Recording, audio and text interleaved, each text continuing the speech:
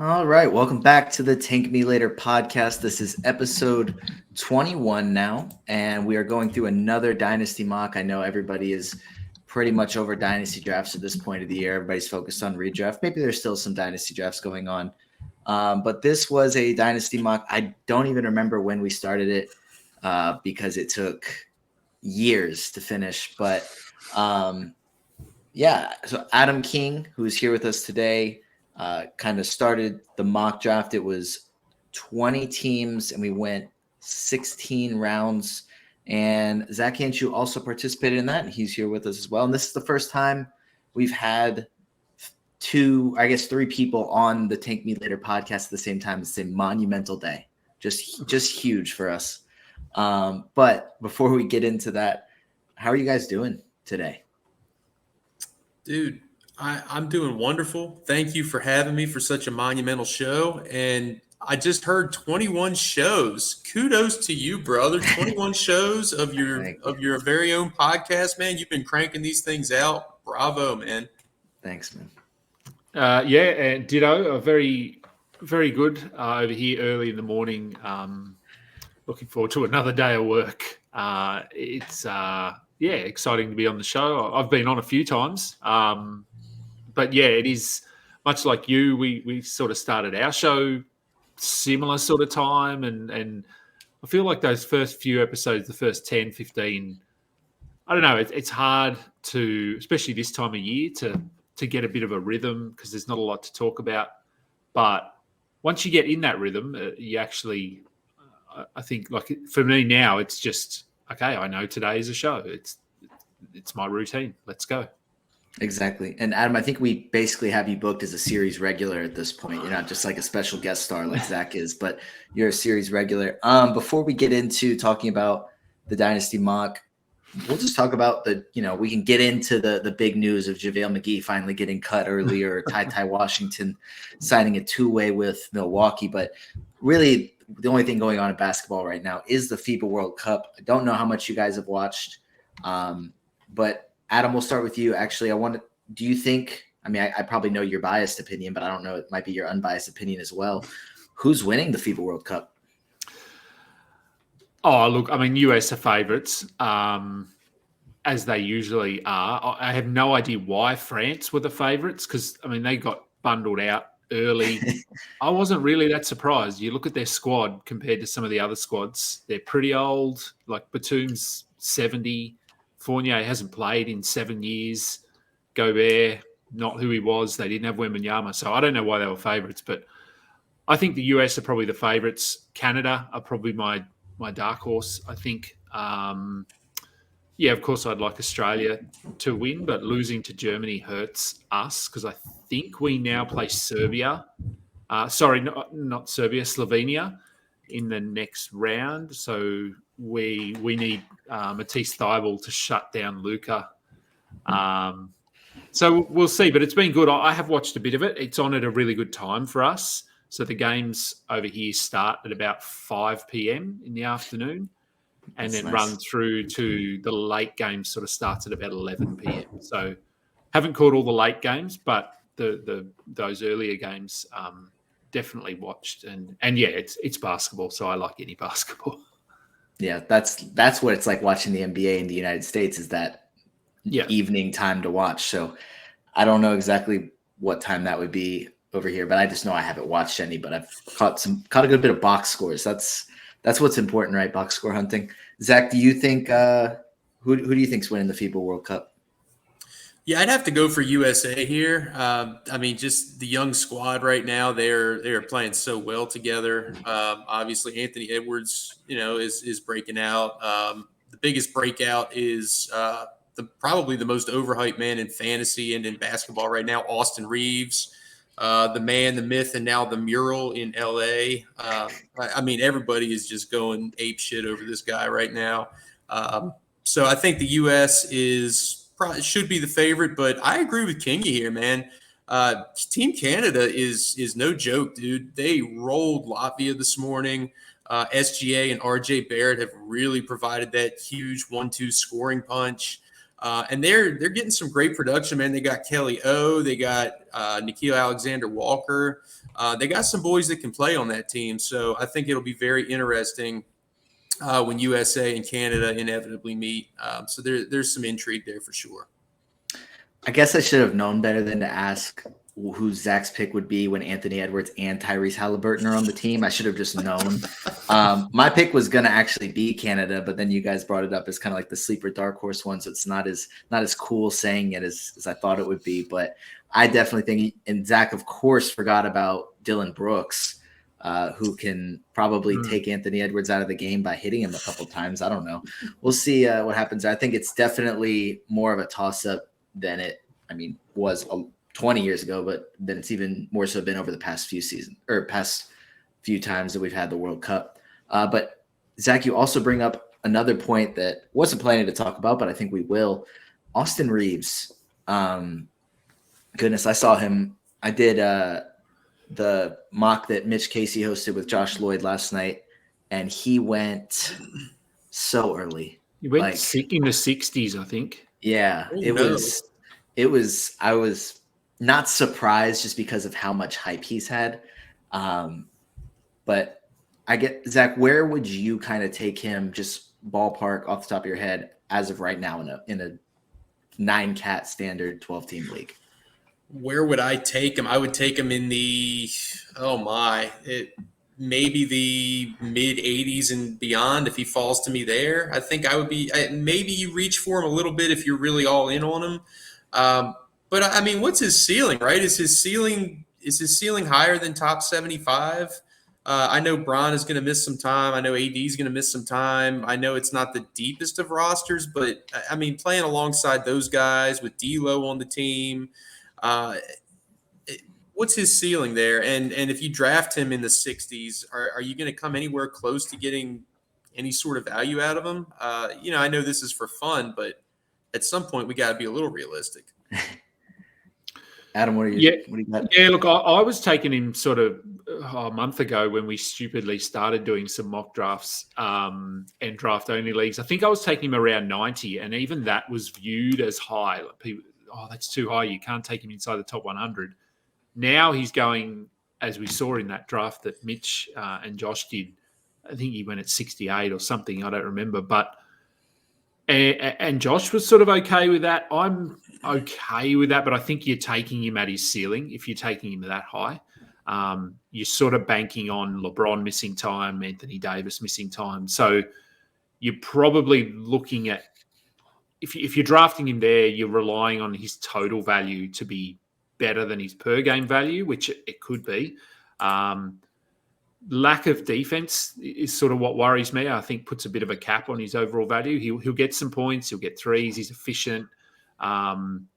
Assists will be sneaky, like 5 or 6 assists, but he really only gets half a steal, 0.7, something like that. So that does drag his value down a bit. So I wouldn't want to go any higher than the 60s, but much like Zach, if he fell mid 80s, 90, I'd certainly snap him up there. Yeah, when I did a few weeks ago, 10 hot takes for this season, but Austin Reeves finishing outside the top 100 was one of them. And, he finished 147 last season. I know he has so much hype, and that's the only reason I really did that as a hot take, because he finished 147 last year, played in 64 games. He came off the bench, I think, for over half of them. And obviously his breakout came during the playoffs and now with Team USA. And I think the only reason that I'm kind of hesitant on, maybe he might be for real, and maybe I do need to take him earlier than that, is not the fact that he's just playing well in the FIBA World Cup, but he's playing better than everybody else on Team USA. Like, he's leading them in scoring. And that's kind of making me think, I think it's one thing for him to make the team or play well in stretches for the Lakers, but he's outplaying, closing games with all of these talented players. It makes me kind of question, I guess players also are all different in the FIBA World Cup, and I'm trying to gauge if that's something that's kind of happening here. For example, a guy like Patty Mills is not the same player in the FIBA World Cup that he is in the NBA. He's much more valuable when playing in these tournaments with Australia. So is that, Austin Reeves adjusting his game better than other players, or just the way he fits in with what Steve Kerr is trying to do here? trying to see how that translates to the NBA. I don't know if there's anything, if you can really look at data for that because of how few like FIBA or like World Cup games there are. And he's only played in a couple, but I don't know. I have questions. Definitely thought 60s was early. I think mid 80s to 90s is I'm fine with, but I probably personally wouldn't take him there, but I don't have an issue with it. I understand it. Yeah, look, I think I just pulled up his numbers. If you look from last season, over the last month, he was 91st in 9-cat, 19 points, 3.5 rebounds, 5.5 assists, 1.5 threes, efficient, 58% from the field, 86 from the line. I think that's probably about what we're looking at, around 30. He might bump those minutes up slightly to 34, but I think that's probably something we could base it on, and that's that. As I said, he was the 91st ranked player. Just quickly on FIBA, you're right with Patty Mills. Like he's obviously very valuable for us. Not as much as he has been because Josh Giddey has been amazing, but someone like Dennis Schroeder as well for Germany has been really good, and I think Austin Reeves fits that mold. Like the FIBA game is very different. Obviously, a lot of people over there in the States haven't seen a lot of FIBA basketball necessarily, whereas that's what we play over here in Australia. So we see it every week. And it is a very different game, especially in terms of there's no defensive 3 seconds. That's a massive difference. Definitely. Because guys like Anthony Edwards, these athletic guys who can get to the bucket in the NBA, there's usually a massive dude just planted in the middle of the key in FIBA. So those guys don't stand out as much, whereas your guards that don't rely as much on athleticism can just find gaps and hit the holes, get to their spots. So, I do think that Austin Reeves' hype is, it's warranted, but he's not necessarily going to be able to do what he's doing at FIBA in the NBA. Yeah, and I'll just add too that Reeves did lead in scoring against Greece. I think he had 15. It was like 15, 5, and 6. Minutes distribution on this talented USA team has been pretty even across the board. So I would venture that he will not lead the team in scoring in their next game out. I would give that to Edwards, or maybe somebody else, Banchero maybe. I think they've had a different leading scorer in 3 or 4 of their last 5 games or something like that. So, I think it was just his turn. Great game, but well overhyped for it. Yeah, I think he's definitely a guy that'll be a really good basketball player where it just doesn't necessarily translate to 9-cat scoring fantasy dominance, which there's examples of that, but that's okay. I'm sure the Lakers would rather him help them win a championship than have him be a top 50 asset in 9-cat scoring fantasy basketball, which is fair. Yeah. But we'll go ahead and move into this Dynasty mock draft. I have, if you're watching video, I'm pulling up a slideshow with the picks by round. Usually I've gone through and bolded our picks, but instead I'm just going to say them because I just was too lazy to go through and bold everything. I don't know. But if you're just listening, I'm going to start reading the picks out. So first was Luka Doncic, which I feel like, it's a pretty standard top 3. It's the first time I've seen him go 1, but he's very young. That's fine. 2, Nikola Jokic. I went Victor Wembanyama at 3. Zach surprisingly went Tyrese Halliburton at 4. SGA went 5. Jason Tatum 6. LaMelo Ball 7. Anthony Edwards 8. Cade Cunningham 9. Joel Embiid 10. And then Jaren Jackson Jr. at 11. And then Adam went Chet Holmgren at 12. Trae Young at 13. Giannis at 14. Darius Garland 15. Evan Mobley 16. Devin Booker, 17, Scoot Henderson, 18, Karl Anthony Towns, 19, Donovan Mitchell, 20. That was a lot of picks, obviously. But Adam, we'll start with you because, I wasn't surprised at all about Zach taking Halliburton, but we'll still give him a chance to talk about his guy. But Adam, what were you thinking going Chet at 12? I was looking at Trae there as well. Dynasty, I rely a little more on looking at other people's projections and ranks because it's not my area of of expertise, but I'm getting better. I've done more Dynasty this season than I've ever done. So, look, I'm pretty high on Chet in terms of Dynasty and redraft. I think he's creeping up my board in redraft as well. And I just think like he's a cheaper version of Victor Wembanyama at the moment.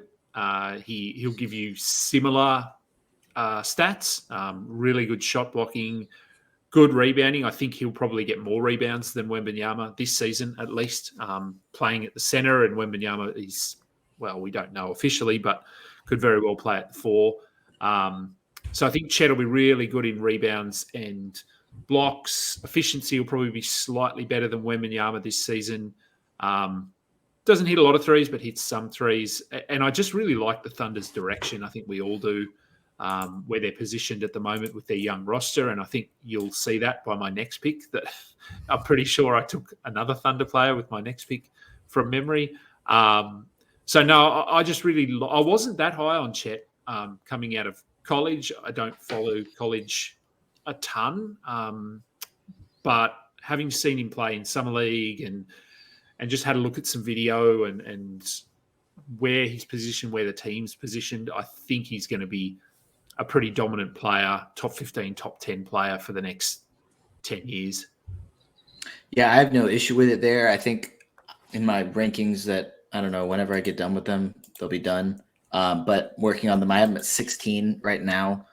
So it's a couple picks before, but it's also, if you're choosing your direction of the influx of youth. And I think, like you said, you continue to do that into the next round. So, and he has so much upside, like you said, similar kind of sort of to Wemby, but at a cheaper price. Zach, do you have any other thoughts on Chet? And then after that, just go ahead and talk about your boy. Yeah, man. So I heard you say he's a cheaper version of Wemby. So he's the Wish.com Wemby. So is this a case where we think that the gulf between these guys is it massive? Or is it just a case of, hey, I'm not going to get Wemby because I don't have a top 3 pick, so I'll use a top 12, top 15 pick and get Chet, a guy who's going to give me something similar. Is that kind of what you guys are thinking here? Or are you aligned on the fact that Wemby is a much better prospect, or is the gap just pretty small? I wouldn't say the gap is massive for me, but I think the fact that Wemby, I think, does a little bit more with the ball in his hands. I mean, assuming that everything goes according to plan, we haven't actually seen him play an NBA game yet, but the upside of him being a few inches taller and hitting some step back threes and really being the face of that franchise, whereas Chet may be a little bit limited by just how much talent they have there. I think that's a couple of the reasons that I'm higher on Wemby, and also it could definitely be the hype. That's definitely a potential factor here. Yeah, much the same for me. I think watching Wembanyama is just, it's a weird experience because he looks like you watch a lot of these 7'2" guys when they're dribbling the ball coming down the court, they look awkward. It doesn't look smooth if they're ever dribbling the ball. Wembanyama looks like a guard when he dribbles the ball, when he's playing off the dribble, attacking. It's so smooth. It's so fluid. It's hard to get your mind around the fact that he is 7 foot, whatever he is, 7'5" now, 7'6". It's really weird. So I do think that he is the better of the two. And as you said, he's the face of the franchise. They're building around him. Whereas in Oklahoma, I mean, Chet is a face of the franchise, but I wouldn't say he's the face of the franchise. They've got a really good squad there, as we said. So, I do still think Wembanyama is better, but it wouldn't surprise me if Chet is better than him this season. All right. Awesome. So I guess it's now time for me to talk about my boy, Tyrese Halliburton. It is. I'll go and make a coffee. No, I don't really know what else to say about the guy. I mean, he kind of left it on the court last season.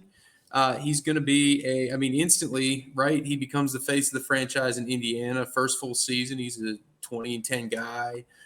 He's going to be probably pushing to be the assist leader most seasons.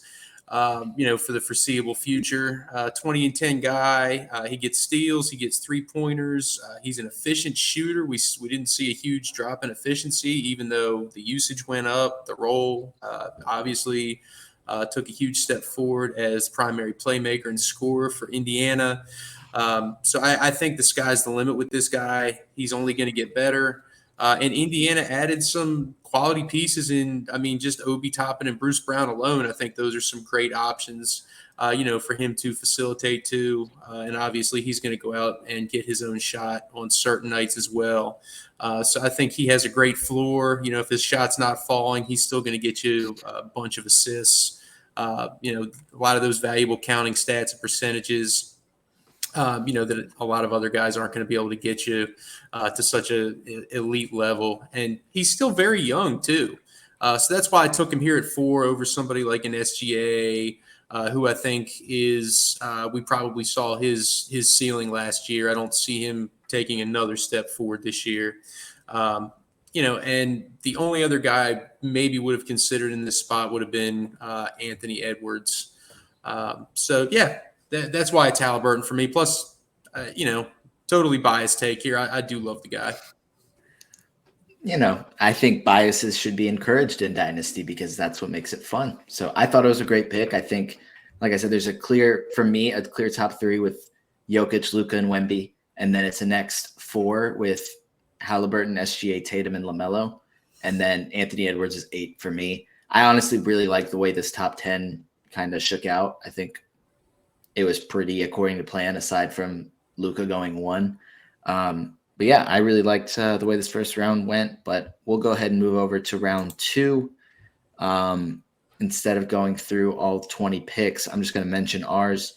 Adam took Josh Giddey at 29, and then Zach went Walker Kessler at 37, one pick before me. So Zach and I were both in a Dynasty mock the other day, like a couple weeks ago at this point, that was just it wasn't a slow draft. We did it all at once, picked right next to each other, just like here, and just took turns sniping each other. And that's exactly what happened. And I think it was all fun and games until he sniped me on Derek White. And then I was like, okay, my bad, man. I'll back off. I'll stop trying to snipe you. But, and then I went Desmond Bane at 38. We'll just keep it in order of the way the picks went.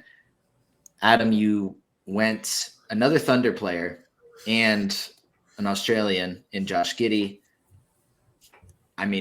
You can just talk about Josh Giddey because we kind of know why you took him. So, yeah, look, I'm not sure if this is too high in a dynasty. I felt okay about it. I was punting. So after I took Chet, I decided to go with a punt points build. So I'm just looking for guys that will get me counting stats, rebounds, assists, steals, blocks. Giddey fits that build really well. It is a bit biased. He's Australian. He's looked really good in the World Cup, which we drafted this before the World Cup, but I think he's going to have another really good year. I don't think he's ever going to be a first round player in fantasy, but I feel like he'll get to be about a second round guy for multiple seasons, and punting points. You get a boost because he's never going to be a 25, 27 point scorer. I feel like he's probably capped at about 20 points a game. But in saying that, I, for one, never thought Halliburton would be a big scorer. He can be a big scorer. We saw that last season. He had some really big nights. So Giddey's been hitting some threes at the World Cup. So that looks to be continuing his development in that area. So, no, look, I really like it. And as you said, it's a dynasty league. You're going to be stuck with these guys for 5 years, 10 years, whatever it is. So pick guys that you want to have on your team and that you enjoy watching. And you're banking on the Thunder's you're banking on the Thunder's success. There we go. And I don't think that's necessarily a bad plan at all. And like you said, if he's a second round guy for 10 years, getting him at 29 is great value. So I have no problem with it there. Zach, do you have anything to add, or do you just want to talk about Walker, Texas Ranger? Yeah, dude. I would love to talk about the Ranger, but I am absolutely rooting for Josh Giddey to put up the first FIBA triple-double this year. He came close the other day, And I think he does do it in this tournament. So I'm excited to see the very first one of those ever. Yeah, he's a very exciting guy, and I think the Thunder are a team that makes some noise in this year's playoffs. There's a hot take for you. So yeah, I have no problem with that pick right there. Moving on to Walker Kessler Ranger, the Ranger, whatever you want to call him, Blocker Kessler. This is a guy that I'm very high on this year. I think there's a real reality where he finishes as a top 12 player this year. Now, part of that is kind of with the grain of salt that his Z score in the blocks category is going to be far and away so much better than everybody else in basketball that it's going to elevate him up, to that top 12. Similar to what we saw from Triple J last year, what we saw from Miles Turner when he led the league in blocks, which I think he had 3.4, 3.5, a few years back. So I think Kessler is in that same vein, but he has I think his floor is top 50. So even if he doesn't finish within that first one or two rounds, just because of his deficiency in, a category like free throw percentage, threes, even scoring, I think the real range of outcomes for him is probably in the 36 to 50 range. So very excited for him this year. He definitely has a lot of upside and will definitely dominate the few categories that we know he's going to: rebounds, blocks, field goal percentage. And even if there is some limitations, I have him ranked higher than 37. I was going to take him at 38 if you didn't. Adam, what do you think about Walker Kessler? Because I think kind of the discussion on Twitter right now is how amplified in rankings big men that just rebound, shoot a high field goal percentage, and blocks without giving you much else, how amplified they are in 9-cat rankings. So how does that kind of affect how you view Walker Kessler? Oh, look, I think if you follow fantasy, if you follow NBA, you're fully aware of that. It's not a new concept. There have been guys like that for years. Rudy Gobert was a perfect example for a long time. He built his value on blocks. As soon as his blocks fall away, like we've seen the last year or two, his value plummets. So, of course, that could happen to Kessler, but it is what it is. Like that's the way fantasy works. So it's not simply guys that are high in blocks that get this boost. Remember, Otto Porter was like a top 40 player if you looked at pure ranking for multiple seasons. That was built on him never turning the ball over. If you look at his stats, he never did anything outlandish other than no turnovers and reasonable steal numbers, decent efficiency. He was never a big scorer, rebounder, assists. So this isn't an isolated case of a player whose value is built on one category. We have multiple players around his range. Miles Turner, you could say, is similar. Jaren Jackson, look at his value last season. If you take away blocks, he fell to like the 80th ranked player or something. So it's part of fantasy. If you want these low volume categories like blocks or steals, you need to go up and you need to grab your guys. And I think we saw Kessler last season down the stretch was a very reliable source of blocks. And if you're taking him as a shot blocker, that's what you want. Someone who's going to get you 2 to 3 blocks a night, which I think he will. Yeah.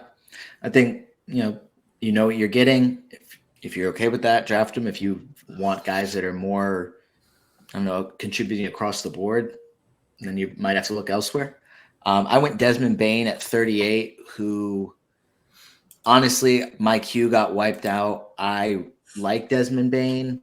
I wasn't necessarily going because he fit well with Wemby. I don't think he fits bad. I think he just doesn't necessarily do as much defensively as, I might want to combine with a guy like Wemby. But he's going to start off the season really well with John Morant out. He's going to be kind of the focal point of the offense, maybe him and Jaren Jackson Jr. trying to split things between them now that with Ja out of the picture, with Dylan Brooks gone. I guess they'd also have Marcus Smart in there.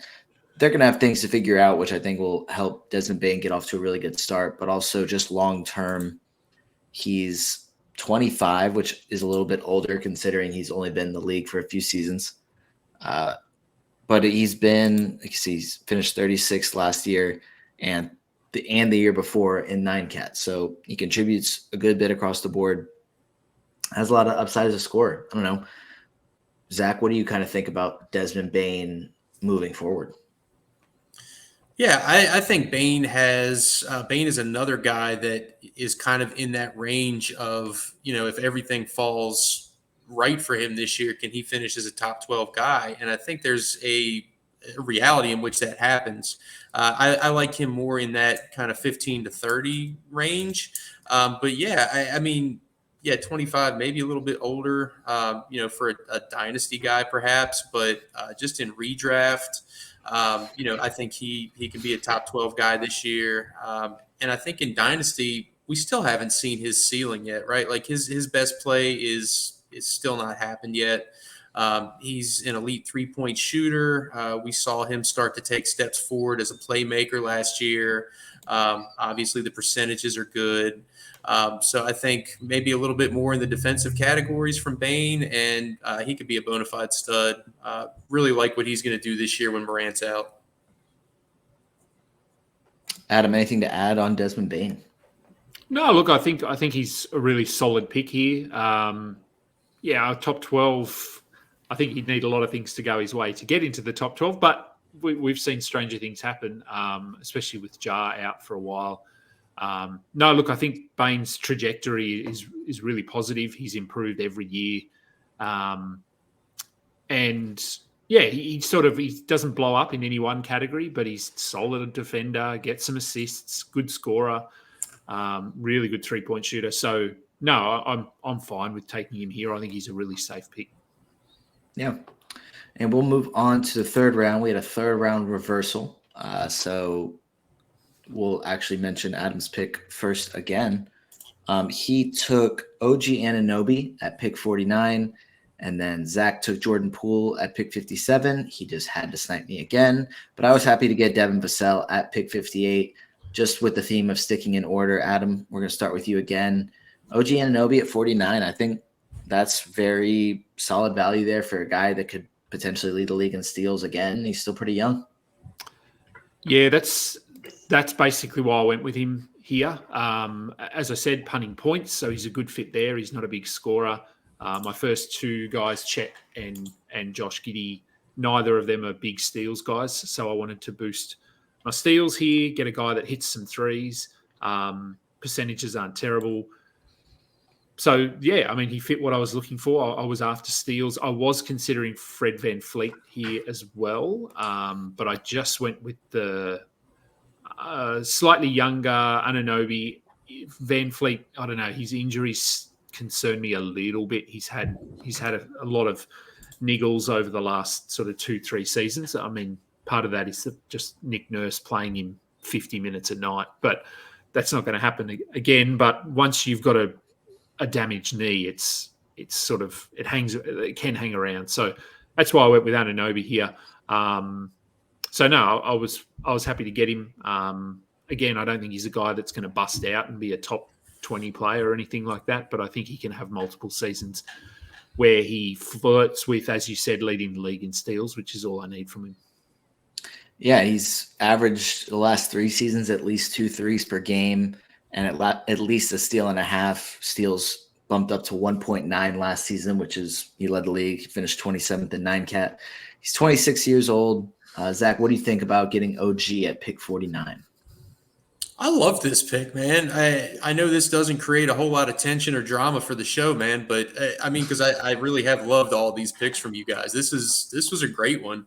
Anunoby, I think, is another guy that could have a huge season with VanVleet out of town, with such a pretty much, I mean, really, the Raptors are very, very thin outside of that starting 5. So I think he could have a huge season. And as you mentioned, he could lead the league in steals for how many more seasons? He could do it 2 or 3 more times at least, and be one of the top contributors in that category for years to come. So I think that in of itself, we talked about Kessler with the blocks.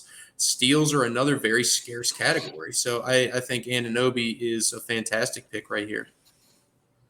Yeah, I like it as well. Zach, we might need you to create more drama in the future because I guess that's kind of what your goal is apparently. Me and Adam will just stick on the same side and be peaceful with each other. But why don't you tell us a little bit about the guy who's now playing for, we'll call it your hometown team, Jordan Poole, who's now with the Wizards. Jordan Poole's going to lead the league in scoring this year, man. I mean, yeah. Don't spit your drink out. Set the drink down. Put it off camera. Look, man. Sorry, but this man is going to put up a lot of shots this year. Who else does Washington have right now? It was a fire sale. Beal is gone. KP is gone. They signed Kuz to a big deal. So you can guarantee two things this year. You can guarantee Kyle Kuzma coming into the arena with some crazy fits, and you can guarantee Jordan Poole putting up 20 to 25 shots a night and going for 28 to 30 points a game this season. He's all Washington's got, and this is his time to show out after getting, I mean, literally and proverbially punched in the mouth last year. So this is his time to shine. So Jordan Poole getting 25 shots a night and Kyle Kuzma fits. That's all we have to look forward to. And yet still the home opener tickets are $34 at least, which I think it's a bit high if that's all we're getting is 25 shot attempts with Jordan Poole. Leading the league in scoring, thank you for bringing a little bit of that drama that I just asked for. Like you responded well. I appreciate that. But I really did like getting him at 57. Like I said, I would have taken him at 58 if you didn't, and think that's really good value for him. He's not just going to lead. No, okay, he's not going to lead the league in scoring this year, but he's going to be really good this year for fantasy if you can deal with the turnovers and the probably abysmal field goal percentage. I think he has a really good season, but I don't think Washington has a clear path to just rebuilding because I think that they still have too much talent for them to just say, okay, cool, this team's going to pick first or pick second, pick third immediately. I think they still have a couple guys, so they're going to have to, mess with the roster, mess with the lineup a little bit to try and avoid continuing to pick at like pick 7. So Jordan Poole could be their leading scorer for the next few seasons. So I really like getting him at 57. We've seen him try and emulate Steph Curry's game while playing alongside him.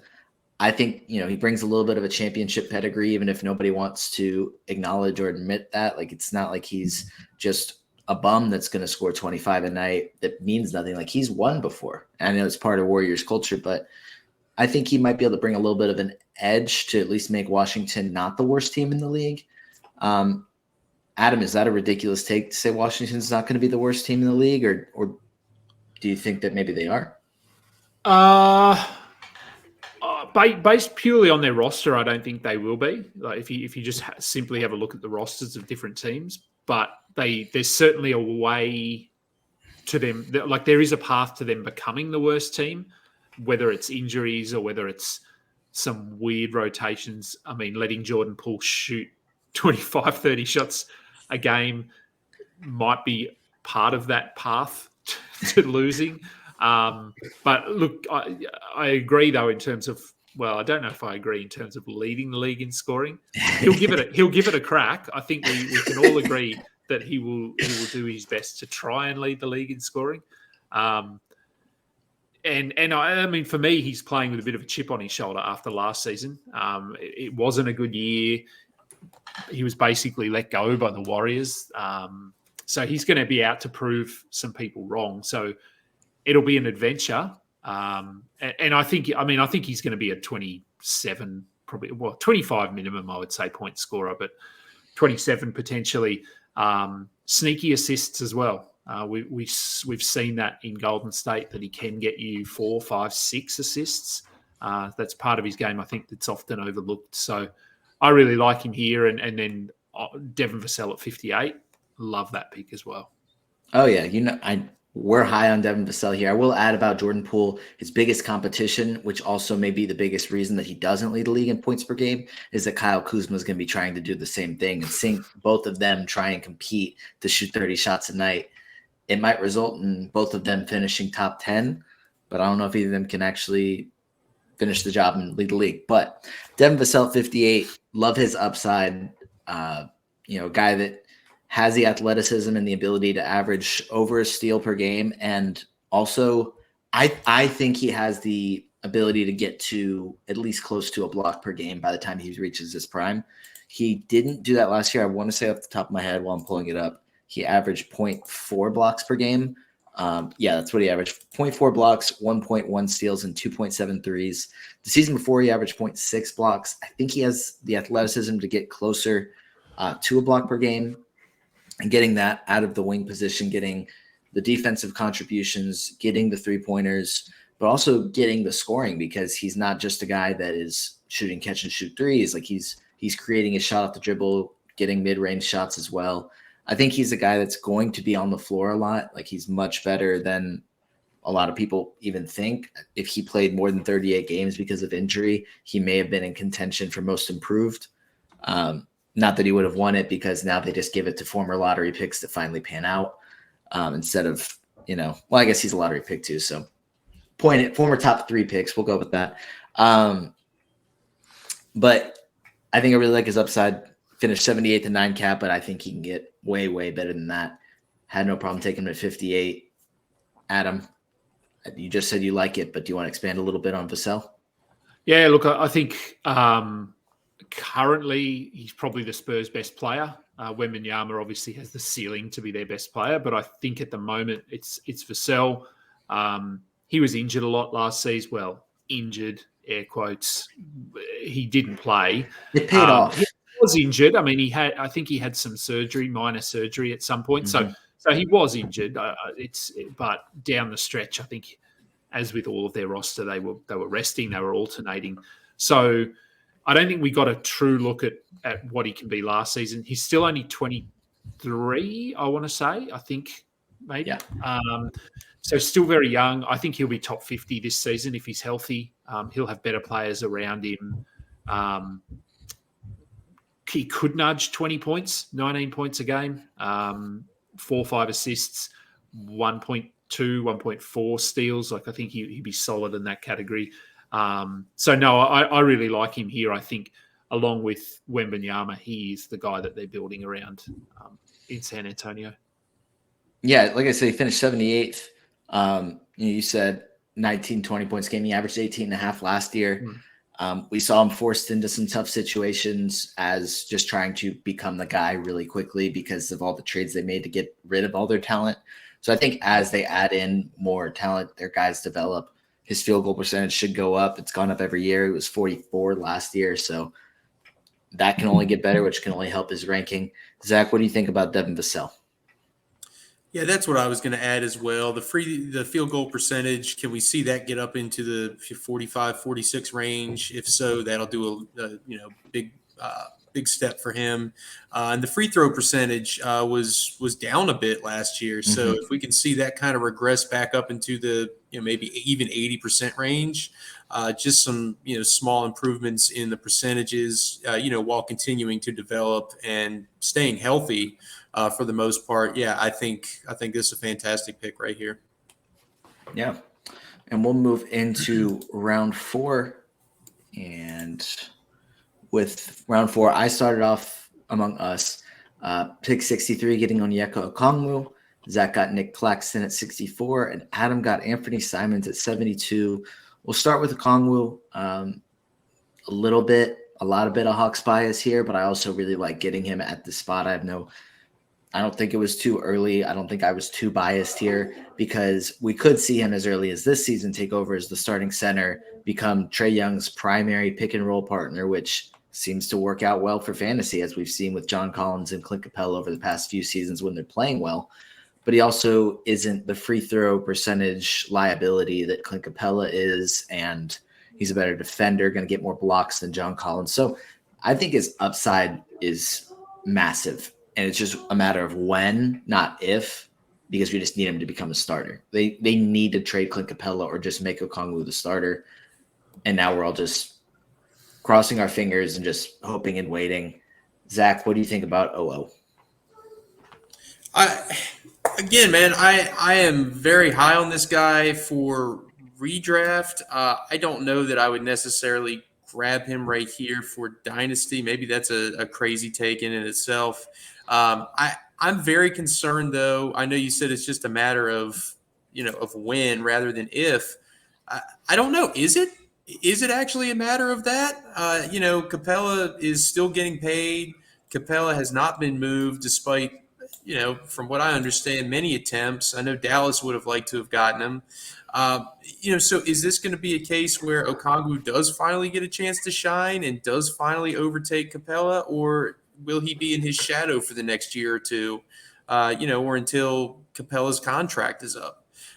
That's something that really gives me pause with him. I really do love the upside, but the ceiling is severely capped at this point. Adam, Yeah, look, I'm okay with him here. I agree that the upside is there. We've seen it last season. He was 78th in 23 minutes a night, so top 80 coming off the bench. I think he plays more than that this season, maybe 25, 24. I do agree a little bit. I don't have a ton of confidence in Atlanta trading Capella. I really hope they do, but I probably would have done it 2 years ago if I was them, and they didn't. And just like looking down the board here for anyone that is watching, there's actually quite a strong run of centres here in the top half of this round. So DeAndre Ayton, Okongwu, Nick Claxton, Jalen Duren, Jarrett Allen, Mark Williams, Wendell Carter. So a lot of centres went off the board here. Would I prefer any of them over Okongwu? Possibly. Although of a lot of those guys, I do think Okongwu has the most upside on the offensive end. Like I think he could develop into a mid-range scorer, possibly add a three-pointer. I don't see that necessarily happening for guys like Jarrett Allen, Nick Claxton, Mark Williams, possibly Jalen Duren. I think he hit some threes in summer league, didn't he? So, yeah, I'm okay with him here, but I think upside-wise, he could certainly beat this. But we really need Capella to go. And look, the Mavericks waived JaVale McGee. Maybe they're opening a spot for Clint Capella. maybe that's it. And honestly, I'll also say, as a little bit of bias, Hawks fan, I think that their front office is competent. Maybe you guys don't, and maybe that's why you don't have any confidence in the Hawks finally moving on from Clint Capella, despite all my prayers. They just haven't traded him yet. They haven't decided Okongwu is going to be the starting center. But maybe, like you said, it's happening soon. Maybe that's why they're clearing the roster spot, getting rid of a center, but probably not. But we'll see. But Zach did take one of those other centers that you mentioned, and the one that I believe, or would assume with kind of while I'm looking, finished the highest in 9-cap value last season. Nick Claxton really broke out, was one of the league leaders in blocks, shot a high field goal percentage, grabbed a ton of rebounds, shot a low free throw percentage. I mean, he really fits in well on your team with Walker Kessler, Zach. Oh, man, I got a pair of young studs that are going to lead my team to block and rebound paradise for years to come, man. So I had to go ahead and just make that pairing right there. It was a no-brainer. Yeah, I agree. No-brainer there. Despite what he did last season, he's still being underdrafted for me this season. He's ADP at the moment. Where are we? Where's Nick Claxton? So his ADP on Yahoo is 50, and he finished as, I want to say he was in the second round last season. So, yeah, people are still down on him for whatever reason. And there is a bit of that, he only blocks shots kind of thinking, a little bit like Walker Kessler, but he's only 24, 25. I think he's still quite young. He's the center that they're building around in Brooklyn now with their young squad, so he fits their timeline perfectly. So, yeah, look, I think getting him at 64 when he could be what, another 5, 6, 7 years of top 30 production. Yeah, this is great value. Yeah, and I actually was just looking. I have Claxton a good bit higher than Okongwu in my rankings. I think this is incredible value for Claxton. I think the two reasons I didn't, and like I said, this draft took years, so I don't remember exactly what I was thinking when it happened. But I didn't have anybody else that had any free throw issues, so I was trying to avoid that a little bit. And the Hawks bias. I have it. Yeah. I have it when I draft. I try not to have it in my content or my rankings or anything. I have it when I draft. But I really like Claxton there. And then Adam, I really like the Anthony Simons pick as well. I think that a lot of people, maybe not a lot of people, but the assumption around a Damian Lillard trade is that Scoot Henderson's going to have the ball in his hands more. And I think Jeremy Grant's kind of the top guy that's expected to have a big season. I really expect him to have a big season as well. But I think Anthony Simons definitely has a chance too. His stats every single time Damian Lillard doesn't play are insane. He averages like 24 points and 5 threes whenever Dame didn't play over the past 2 seasons. And now we're pretty much expecting a Damian Lillard trade at some point, I think, hopefully, maybe. Simons has a lot of upside. What do you think? Yeah, look, I was fine to get him here. I didn't love the pick. And looking down there, maybe Trey Murphy would have been an option for me. So I was trying to build up my 3-pointers there because my first 3 guys, Giddey, Chet, and OG is decent from 3, but I was just trying to get a sort of a high-volume 3-point scorer. He'll get some assists. I think he's currently he would be ahead of Shaden Sharp in the rotation, and he's a better player. I'm not sure long-term whether they see him as part of that sort of backcourt of the future, or whether it is Shaden Sharp and Scoot Henderson. But whether he's in Portland, whether he's traded somewhere, he's going to feature on offense. He's a really good offensive player. So I don't think he has sort of multiple top 40 seasons or anything in him, but I think he can be a sort of a consistent 20, 22 point scorer with 3.5 threes, and some sort of makeshift point guard upside in him as well. So, yeah, not my favorite pick, but also I don't hate it. Zach, what do you think about Simons at 72?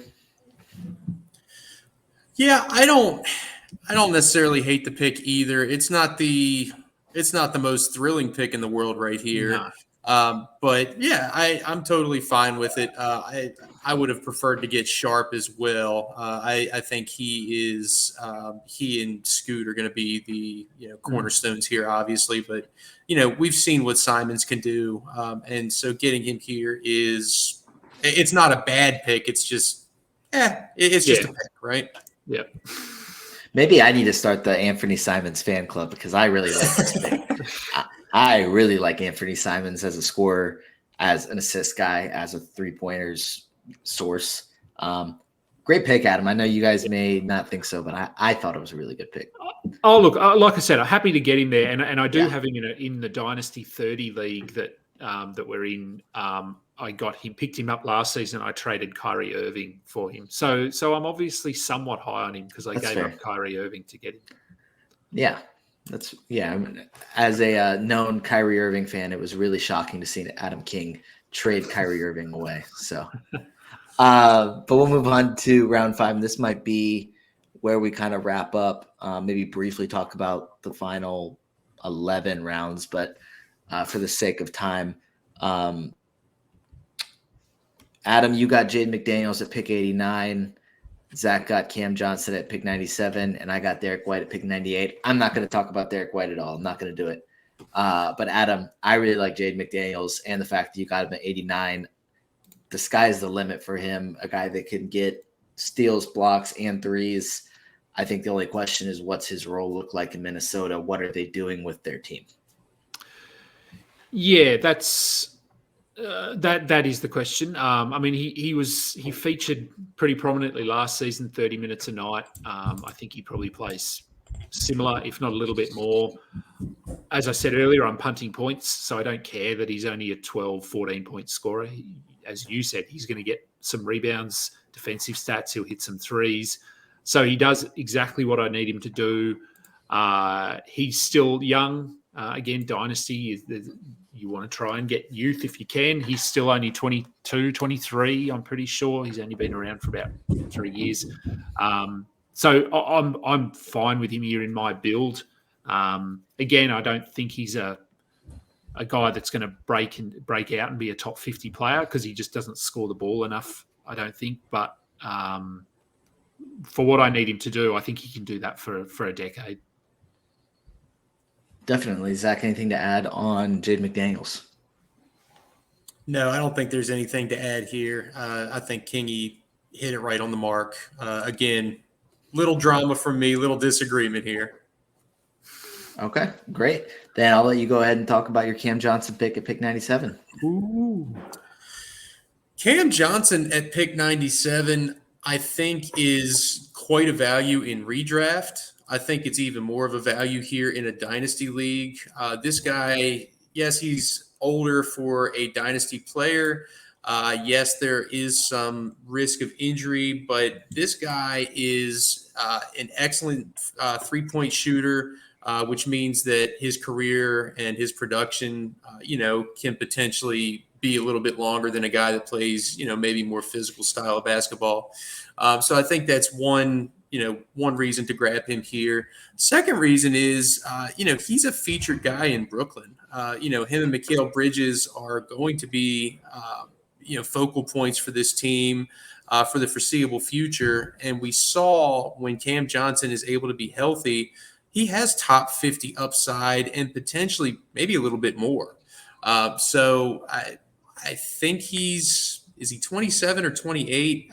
Something like that. 27, yeah. 27. Yeah. So I think to get him right inside the top 100 here, where we might get 4 to 5, maybe more years of just really quality top 50 to top 75 production, I think that's a steal right here. I love this pick, and I'm biased because I made it, but I really like this one.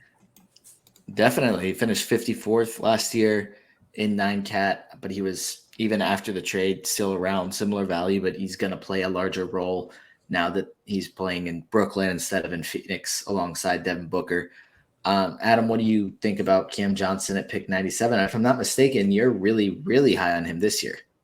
I am, yeah. I love this pick here at 97. As you said, he was borderline top 50 last season and did nothing. Like, no one even talked about him. I think he's a decent rebounder. He's not a great rebounder, but he can contribute in that category. Sneaky defensive upside. He's over a steal a game. Really strong 3-point shooter, good from the line. Much like Claxton and Mikal Bridges, he fits this timeline in Brooklyn perfectly. So he's going to be in this role for the foreseeable future. And although he is 27, it's only his 5th year in the league. So he must have had a few years at college. I didn't. Yeah. I'm not sure, but I'm assuming he had 3 or 4 years at college before he came out. So, yeah, although he is slightly older, he's young in terms of his career. So there is still upside there, room to improve. So, yeah, look, I love it here. And I love Derek White at 98. We're not talking about him, but I love it.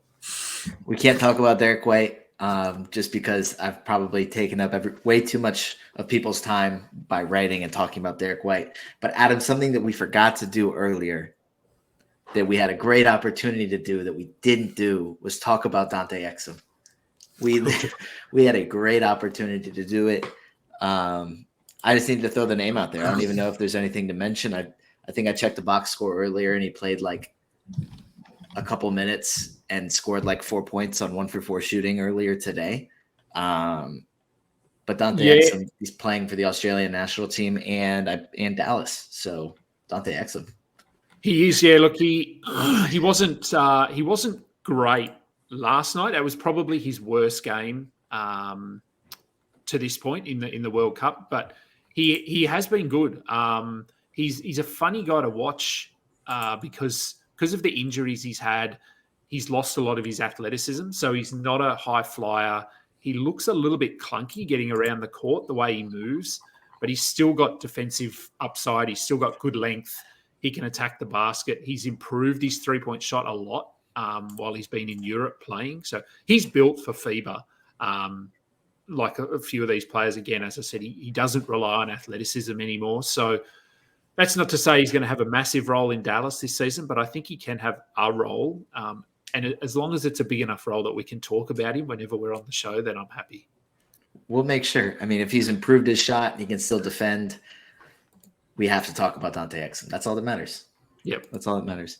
But that's going to do it for episode 21. I think I was discussing this with Rhett Bauer the other day, just saying like, man, I keep doing 1.5 hour long podcasts. I'm going to try and make it a little shorter. So I'm glad we were able to do this.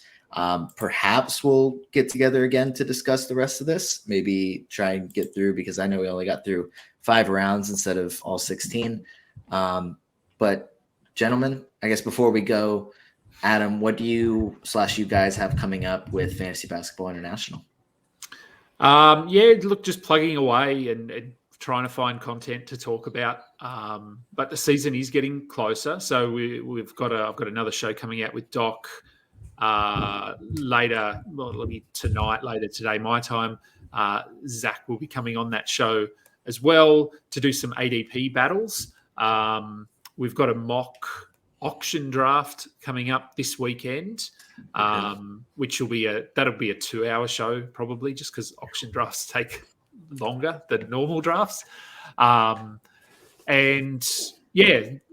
Just shows, rankings are up. I know Matt Lawson's about to get his redraft ranks up as well. We've got the FBI Locked On Fantasy Bowl World Cup, Locked On Fantasy Basketball World Cup.